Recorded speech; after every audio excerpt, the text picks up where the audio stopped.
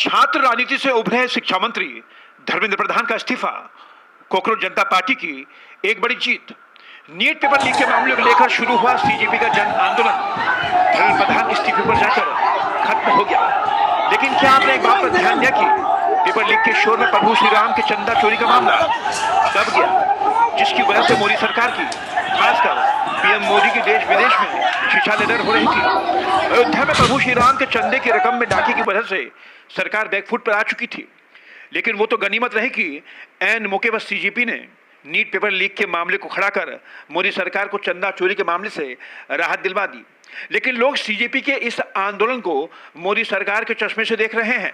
लोगों को शक है कि भाजपा ने चंदा चोरी के मामले को दबाने के लिए ही इस मूवमेंट को खड़ा किया था। लेकिन इस बात में कितना दम है ये तो कहना जरा मुश्किल है।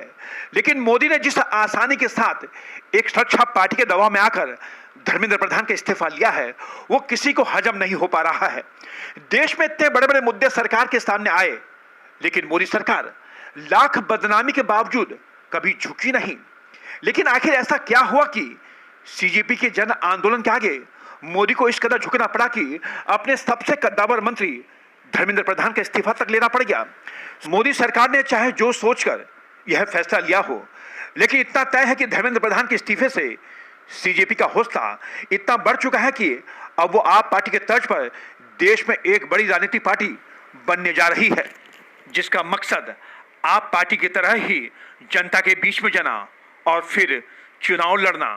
वो दिन दूर नहीं जब यह पार्टी भी आपकी तरह देशवासियों के लिए नासूर साबित होगी।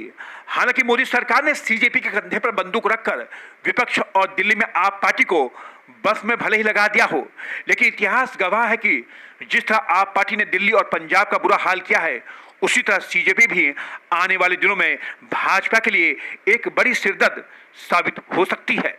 न्यूज़ नेट ब्यूरो की रिपोर्ट।